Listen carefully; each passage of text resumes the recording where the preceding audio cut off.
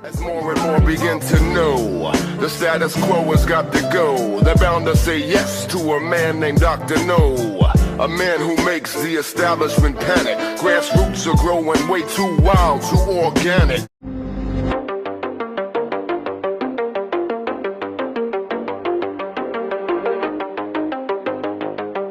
So this is really something here. The New York Times reported on Sunday that President Biden and his top advisors worry that it's just a matter of time before an American soldier is killed in Iraq or Syria amid a flurry of rocket attacks against U.S. bases that are being launched by Shia militias. And these attacks started in response to Biden's full-throated support for the Israeli slaughter in Gaza. So U.S. officials suggested that if an American is killed, President Biden would attack Iran directly, which could provoke a major war, which would very, very likely provoke a huge war. Iran is allied with these Shia militias that have been taking credit for the attacks on U.S. troops, but Tehran has denied that it's involved in these operations. And these Shia militias are known to act independently. And back in October, we haven't seen them really comment on this recently, but when these attacks first started, the Pentagon said that it had no evidence Iran was directing these attacks. And a U.S. official told CNN that it was a persistent intelligence gap.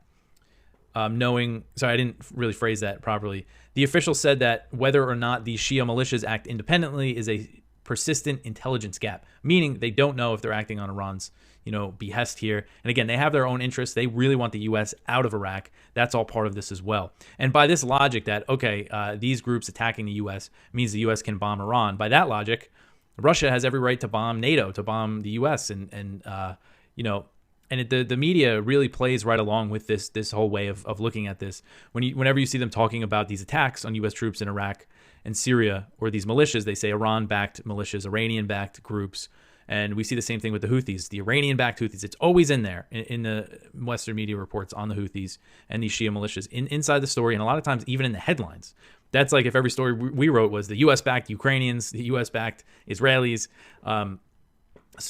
Anyway, this report said that U.S. officials have been debating how to respond to the attacks and don't want to go so far that the conflict would escalate into a full-fledged war, particularly by striking Iran directly. However, if an American is killed, the U.S. officials say that they may have no choice but to attack Iran. The report reads, that is a red line that has not been crossed, but if the Iranian-backed militias ever have a day of better aim or better luck, it easily could be, end quote. And this New York Times report kind of framed it as, they would have no choice, even though the choice right now, the obvious choice would be to get out of Iraq and get out of Syria. You have the Iraqi government saying that they want the U.S. to leave. Biden thinks American troops are going to die. They're supposedly there to fight ISIS. Iraq says they can handle ISIS, no problem. It's very clear, what this is about, the whole point of this presence, and it's a tripwire for war with Iran. Israel has proposed to Hamas through Egyptian and Qatari mediators a 2-month ceasefire as part of a multi-phase deal that would include the release of all remaining hostages. The report comes a day after Israeli Prime Minister Benjamin Netanyahu publicly rejected an offer from Hamas to free the hostages in exchange for a ceasefire, the withdrawal of Israeli troops, and the release of thousands of Palestinian prisoners. So according to this report, which cited Israeli officials, the Israeli offer would not end the war, but the 2-month period is the longest ceasefire that Israel has offered so far. The previous hostage deal, if you remember, freed over 100 Israelis and over 200 Palestinians. It involved a 3-day truce that was extended up to 7 days. Israeli officials said the new Israeli proposal made clear that they're not offering to end the slaughter in Gaza, which has killed over 25,000 Palestinians. They are also not willing to release all 6,000 Palestinians held in Israeli prisons, but would enter negotiations to determine how many Palestinians would be released for each type of Israeli hostage. Also, one reason why Israel might actually be offering something like this is that there are a lot of signs here that their ground invasion is not going very well. We know Israel's nowhere near close to its goal of eradicating Hamas, and it is far behind on its military goals, which included taking over the cities of Khan Yunis and Rafah by the end of December. But Khan Yunis, there's a lot of horrific stuff going on there, but they don't control that whole city, and Rafah they haven't even tried to take over yet. And Hamas is also reasserting its presence in areas of Gaza City. Slovak Prime Minister Robert Fico said over the weekend that the only way to end the war in Ukraine is for Kiev to give up some of its territory to Russia. So he said, quote, there has to be some kind of compromise. What do they expect, that the Russians will leave Crimea, Donbass, and Luhansk? That's unrealistic, end quote. Fico was elected toward the end of 2023 after campaigning to end Slovakia's support for the war in Ukraine. His government followed through on that pledge and stopped supplying Ukraine with military aid, which is significant because Slovakia is a NATO country. And Fico will meet with Ukraine's prime minister on Wednesday, and he said he's going to tell him that Slovakia will block any attempts to bring Ukraine into NATO. He said, quote, "I will tell him that I am against the membership of Ukraine in NATO and that I will veto it. It would merely be a basis for World War III, if nothing else," end quote. So he also said Ukraine was not a sovereign nation because it's under the total influence and control of the United States. So responding to these comments, Ukraine's foreign ministry said that Kiev would not give up any territory that they're going to fight on. We've seen that from Zelensky and other top Ukrainian officials. They're still saying that they're going to drive Russia out of all this territory. And Zelensky's still pushing his so-called peace plan that would require Russia to give up Crimea and Russia to go through war crimes tribunals, just all these completely unrealistic demands that the Ukrainians are making. But things are, I do need to cover this more. Someone mentioned in the comments yesterday, we ran this story in the lower part of the page. I didn't think too much of it, but there was an attack on a Russian gas facility on the Baltic Sea near St. Petersburg in the Leningrad Oblast, which is really far from Ukraine. It's like something like 500 miles from the Ukrainian border. So the question is, where did they launch that attack from? An attack on the Baltic Sea. Ukraine has launched some attacks pretty deep into Russian territory, but I believe that as far as I've seen, that's the deepest drone attack. They've done some pretty far in, but that is definitely something to keep an eye on. Russia has not officially blamed Ukraine for the attack yet, but it's definitely something that could really escalate things.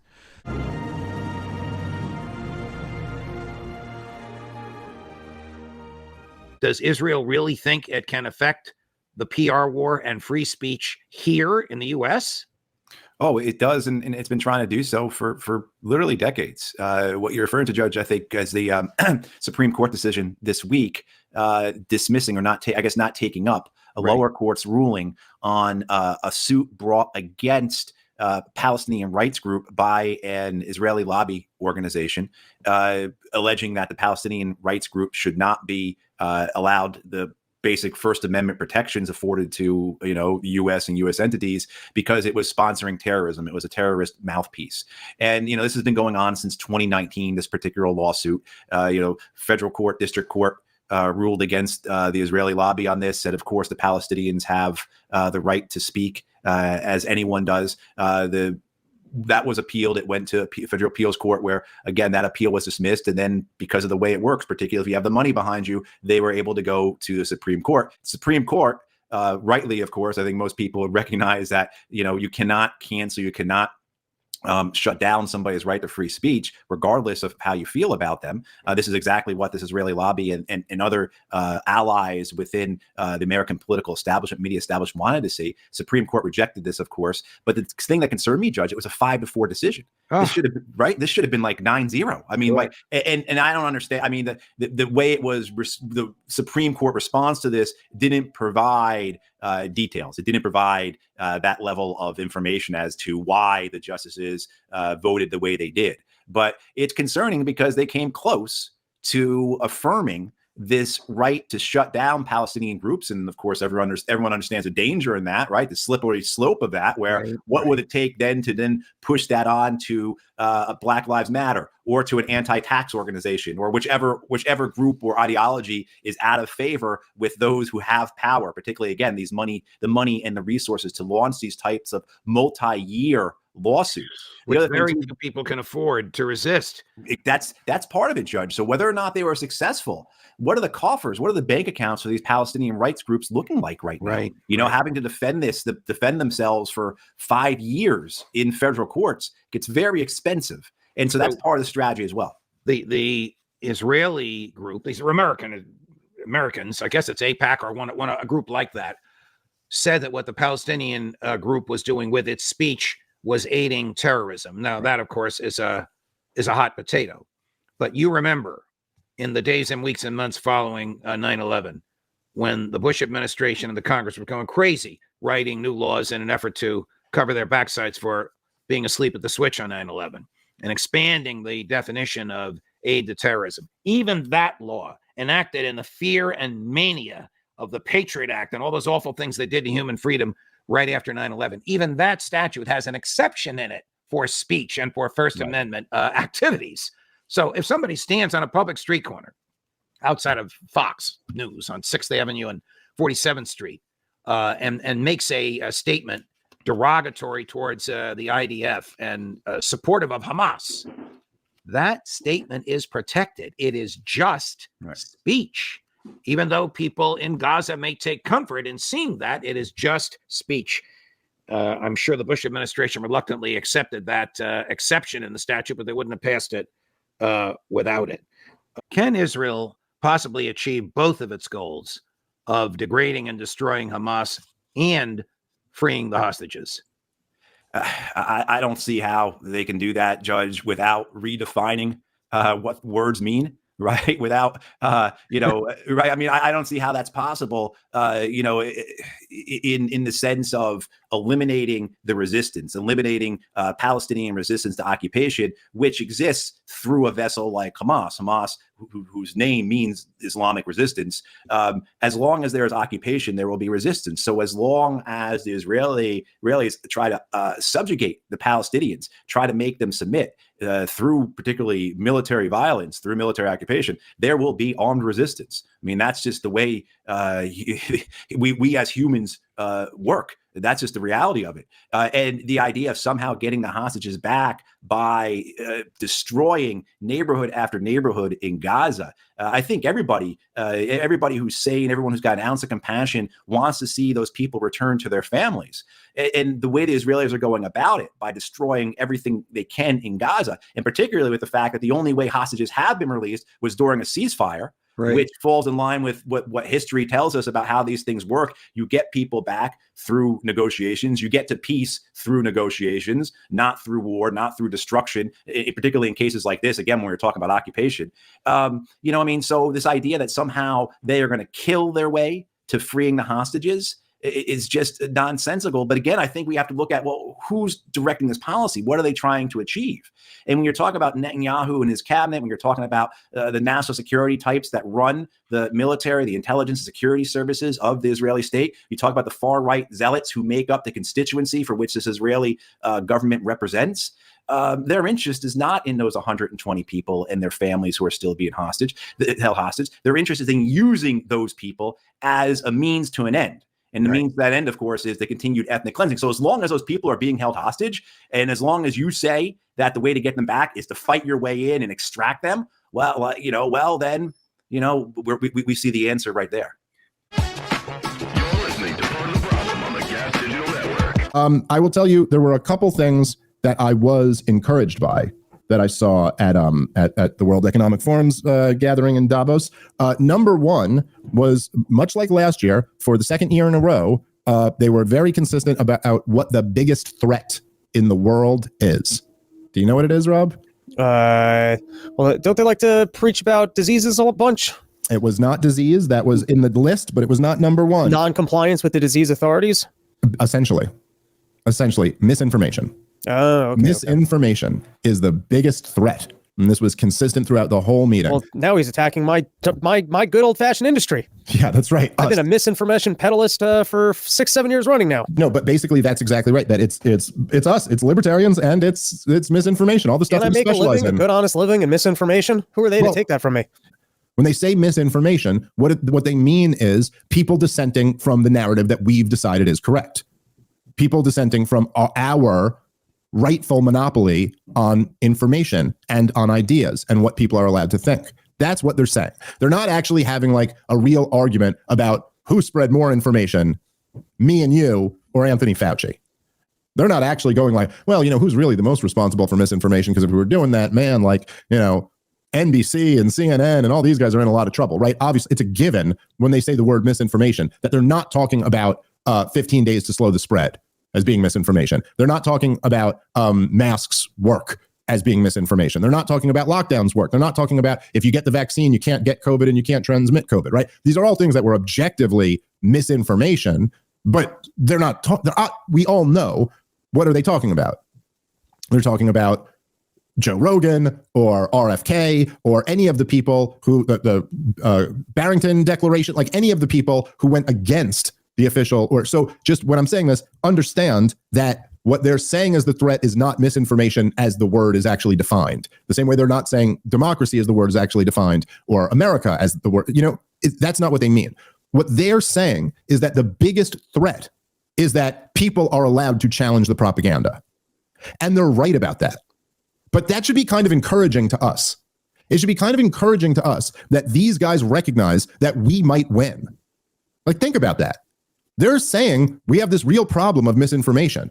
They're saying, essentially, this is a threat to our ability to enact the plans we want to enact, that people are allowed to destroy our propaganda. I think that's encouraging. I think it's encouraging that they recognize that there's a real issue with that. Now, it's a little bit troubling because you're like, shit, what are they going to do to crack down on it? But for the time being, we still have voices. We still have the ability to dissent. We have the ability to do shows like this one and many other shows where people are just like destroying the propaganda. And that's encouraging. They know that if enough people wake up, they are screwed. And so that's what we just got to keep doing. And we got to keep doing the thing that they see as the biggest threat. So you're goddamn right. You're goddamn right. Us libertarians and misinformation spreaders are here to make sure that our kids do not grow up in the world that you have envisioned for them. Because it really is, dude, like the world that they have envisioned is a goddamn nightmare. They want to turn the world into North Korea. They want everyone to be living in a system where they're constantly monitored. They do not have the right to own anything. They will eat bugs because it's better for your carbon footprint than having a burger. You won't be able to drive a car that's that runs off oil. You won't be able to have the wrong type of stove. This is not me projecting what I think they believe. They will tell you this in their own words. This is what they want. And they see what we're doing as a threat to them. So that tells me we're doing the right thing. Let's keep spreading this misinformation. But at least there was one guy willing to go over there and tell them to go f themselves. Ooh, that was the other thing that was great. A great speech. It was just wonderful. That populism could easily be connected to libertarianism, and it could win. And I've been saying this for years that that's the only libertarian path forward is libertarian populism. You have to basically let the people know that you're being screwed, and you're being screwed by these people. And so the answer is to strip these people of their power, and their power is known as government. So that right. And Javier Milei essentially did that. He did that in a country, and became the president. Anyway, that's pretty incredible. And it's so, I don't know, there was something about it that just stood out where you're just the pictures we were just showing and the stuff and whatever images that are conjured up in your head when you think about the World Economic Forum is just such a departure from your regularly scheduled program. You know what I mean? It's just all this nonsense and all this stuff where everyone's just sticking to the script and saying the exact same thing about what the Great Reset and the New World Order is going to look like. And then there's just this one guy gets up there and is like, how about you're all a bunch of commies? We shouldn't do none of this stuff. Screw you. I'm out of here. It was beautiful. If we can find it on the topic of misinformation, Brian, you might be able to find this quickly. There was a clip of John Kerry talking about how misinformation got in the way of Biden's green energy initiatives. I don't know if you saw that clip. No, I didn't. It's a short clip, and he just talks about that he's stepping down as I don't know, chief counsel of green energy bullshit. I don't know what his title was, but he seems to be stepping down from that. And it's just a short clip where he talks about how I think states delayed permits off of misinformation, and that's why a lot of the windmill projects didn't work. And I encourage people. I did a long run your mouth on with As the Meter Turns, who actually knows the electrical grid very well, and we got into all the dynamics about why the green energy stuff doesn't work. But one of the aspects of it, which was interesting, was they made all this money available to go build more windmills.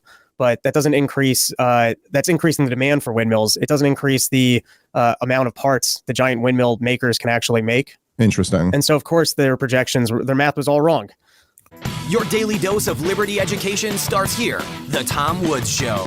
Is this just a matter of, this is just, if you're going to play the empire game, one intervention leads to another, kind of like domestically, one intervention leads to unresolved problems. So to resolve those, they come up with a new bit of legislation, and that doesn't resolve it. So then they come up with something else, which creates other problems. So in other words, the U.S.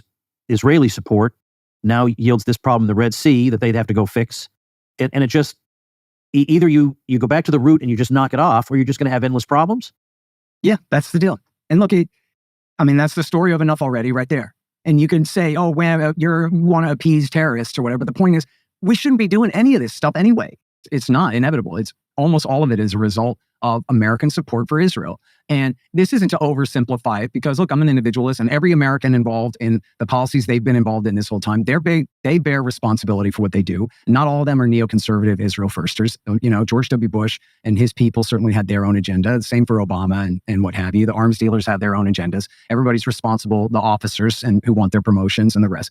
They all have their responsibility for it. But, and quite frankly, American support for Israel completely skews and screws up American foreign policy. And, you know, a great example of that is Iraq War I, where, you know, I don't think Mearsheimer and Walt make this case, but they should have gone through. I wish I'd done a better job of it. But you can see in my treatment of Iraq War I that who were all the biggest hawks on getting us into Desert Storm. You could go down the list. It's the very same neocons, especially in the press, who pushed so hard for Iraq War II, Charles Krauthammer and all of those same guys who pushed for it. And then in the case of Iraq War II, it's absolutely indisputable that the neoconservative movement, they created what Colin Powell called a separate government inside the government under the control of Dick Cheney. And it was all these neocons in the vice president's office, on the National Security Council, state and at defense, and then, of course, throughout the media and all the think tanks to push us into that war. Oh, I skipped one that I wanted to say. After Iraq War I, Tom, Bill Clinton, he had stupidly said out loud that he wanted to normalize relations with Saddam Hussein and bring him back in from the cold, and maybe we can get along with the Iranians too. The revolution was a long time ago now. Well, he should have kept all that stuff very close to his vest. And what he did was he alarmed everybody, namely the Kuwaitis and the Israelis. So the Israelis were pushing hard. This is Yitzhak Rabin, was pushing hard for what they called dual containment. And because remember, Ronald Reagan's government had backed, starting with Carter, but then Reagan especially, had backed Saddam Hussein, while the Israelis had mostly backed the Ayatollah in the Iran-Iraq war in the 1980s. But then, and kind of kept them at parity and kept the war going. But then at the end of that war, of course, Iraq, with the encouragement of the Americans, invaded Kuwait. And then with the encouragement of the Brits and Israelis, went and kicked Iraq right back out of Kuwait again. That's Iraq War I, Operation Yellow Ribbon, Desert Storm, the war in the Gulf, etc. And then what happened in that war? Colin Powell's army beat the crap out of Saddam Hussein's old Soviet tanks and so forth, right? Completely obliterated. So then that meant in the aftermath of the war, Iraq was no longer strong enough to contain Iran on its own. So the Israelis said, even though they had helped push for all these policies, the Israelis insisted America has to stay in Saudi to contain Iraq and Iran both. And it was Israel Shamir's aide, the Likudnik, his aide, Martin Indyk, who came and worked for Bill Clinton. He was the founder of the Washington Institute for Near East Policy, which is a spinoff of the American Israel Public Affairs Committee. And it was at WINEP that he gave his big speech announcing the dual containment policy. And I mentioned the Kuwaitis were alarmed. The Kuwaitis took a whiskey smuggling ring and embellished it into a plot to truck bomb George Bush Sr. to death. Remember the fake assassination attempt against H.W. Bush, that Bill Clinton shot a bunch of cruise missiles at Baghdad and killed Layla al-Attari, I think was her name, the Iraqi artist. And that was totally fake. Seymour Hersh debunked that. In fact, if you just search my Twitter, I posted screenshots of the entire archive of the old New Yorker article where Seymour Hersh totally debunks this fake plot against Bush Sr. But once that story broke out, that finally Bill Clinton relented and accepted Israel's dual containment policy. And then, as everybody knows, because Ron Paul done told us, and Rudy Giuliani too, it was America bombing and blockading Iraq from bases in Saudi Arabia for 10 years before 9/11. That was the proximate motivation, the primary motivation of the bin Ladenite forces turning against their former masters and even current masters and knocking down our towers on September 11th. And then, of course, as I mentioned there, with Iraq War II, as soon as the towers came down, what they do? They said, we got to go to Iraq. The Project for a New American Century immediately wrote a letter to President Bush saying, if you don't go to Iraq, we're turning on you. No war on terrorism can be complete without a regime change in Baghdad. And then full court press. And who are the neocons? They're the Israel lobby, Tom. That's who they are. They're the vanguard of the Israel lobby on the, running think tanks paid and financed by Lockheed and Northrop Grumman and General Dynamics and the rest. And so not that America wouldn't be a world empire without Israel. Not that America wouldn't be, soaking in blood from the war, somewhere or another. Anyway, if we still had Bushes and Clintons running this government, then I'm sure it would have been bad.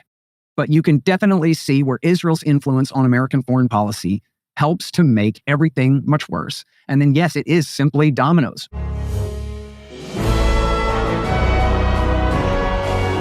I mean, it's interesting. There's a specter of an impotent United States. You have I mean, you have President Biden saying, well, that we have to have a two-state solution. Netanyahu has assured me that they're going to look into a two-state solution. Then Netanyahu gets on TV and says we have absolutely no intention whatsoever of a two-state solution. I mean, it seems like Biden is just sort of talking in an aspirational manner, while the Israelis, and certainly Netanyahu is probably the moderate in the situation, but he and the others are saying, we're not listening to you, we don't care what you say. I think even Netanyahu said it, nobody's going to stop us. Not the International Court of Justice, not the US, not the UN, nobody's going to tell us what to do. So I don't remember ever seeing a specter of a US president being so completely impotent in the situation. How do you read this? Well, I read it exactly the way you do. It's unbelievable that this is going on and playing out the way it is, because it is absolutely in the U.S. interest to end the fighting, to have a ceasefire, stop the slaughter, and to arrange for some kind of two-state solution, even if it's full of holes. I mean, it's absolutely in U.S. interest. And here, Bibi Netanyahu tells them to go to hell. And the U.S. has huge leverage over Israel. We're talking about, in one form or another, $10 billion a year that goes to a wealthy country, Israel. And all the weapon systems that Israel has, by and large, are U.S. produced or U.S. Modified. So it's incredible. You got the leverage, and you said what you want, and the other guy says the hell with you, and you just sort of grin and sit on your hands. While we're in an election year, we're in an election season, people are paying attention. This is a huge political loser for Biden. We've seen it in the swing states, we've seen it in Michigan, we've seen it anecdotally in different focus groups where a big chunk of Democratic voters are furious with the one-sidedness of Biden and his administration. And it seems even Trump has gotten a hold of this and understands this, because I wanted to pull up the quote, but I don't have it in front of me. But he made some kind of comment like, look, we've killed some millions of people in the Middle East. We've been involved in all these stupid wars. We shouldn't be involved anymore. So he even seems to have his finger on the pulse, where the Biden administration seems to have I don't know what you call it, an iron ear or something for this. It's a loser for him politically. Yeah, absolutely. I mean, this could be like the swing vote in the coming election. Trump has. I don't trust Trump one bit. I think he's an evil personality and malignant. But he said now more than once. He said, if I were president now, I would end these wars. He's talking also about Ukraine with a phone call, and he's recognizing, or his advisors are recognizing, that we have the leverage to do that, and we should have not allowed these things to develop the way they have in the first place. And now we should be trying to fix them instead of expanding them, which is what Biden is doing. I think, I don't know how you see this, but it appears, at least to a lot of people, myself included, that they are definitely underreporting KIA and wounded in action among the Israelis. I mean, it looks like there are many more. I'm sure you've seen the videos. I saw one video, of course, of some Israelis that were injured, writhing in pain, saying, we're fighting ghosts. We're fighting ghosts. I mean, the Hamas fighters from the video of this that I've seen are just appearing out of nowhere. I saw one dig a little hole in the wall, stick his grenade launcher through it, and blow up a tank, and killing however many people. It seems like a nightmare for these troops on the Israeli side. Well, there's always the assumption made by people who follow battlefields and combat situations that for every soldier who's killed, something like 3 will be wounded, and the wounds, of course, can be anything from amputations to minor flesh wounds. But the fact is that there usually is a big discrepancy between the two numbers, and the injured number is important, because these guys and girls are the ones that are going to be going back to their homes with an arm missing. And that, of course, increases the pressure on the government to do something dramatic. So it's unfortunate. And the fact is, I don't believe any statements coming out of the Israeli government, just as I don't believe anything coming out of the White House. Yeah. And the fact is, there's a lot of propaganda mixed in with all of this, and they're all trying to look a certain way as part of what's going on. And once they start doing that, the lies start coming out. And once the lies start coming out, we have some really good liars in the Biden cabinet. Well, this was an interesting title. I didn't think that I would see it. Growing October 7th truther groups say Hamas massacre was a false flag. 2 things that were important. First, that they felt the need to cover this so-called movement. And secondly, that it appears to be, I don't want to characterize it before you get into it, but it seems to be a bit of a red herring as a way to discredit people that are questioning the official narrative. You read the article, Phil. What do you make of it? Well, first of all, it's a typical Washington Post, which means that it's fundamentally dishonest. If you read through it and know a bit of the background to what it's talking about, you realize, first of all, that they are they're weighing the argument to support what the government is saying and what the Washington Post friends are saying, and they don't give any credibility to what anybody else is saying. I am, in fact, a truther on this issue. Since right after October 7th happened, I wrote an article for a website, and I basically said this smells bad, and I'll tell you why. I said because the Egyptians warned Israel that this was coming a week before it happened. The United States intelligence community warned Israel that it was coming, and there were certainly plenty of indications, technological indications from the heavily wired, armored border fortifications that Israel had put in place to monitor what the Hamas and the Gazans were doing. From my own point of view, the thing that was decisive is that Shin Bet, the Israeli internal intelligence service, had wonderful capability to recruit Hamasans to go back and report on what was going on inside their own organizations. I say that as a former intelligence officer who was a spy. I was an intelligence collector.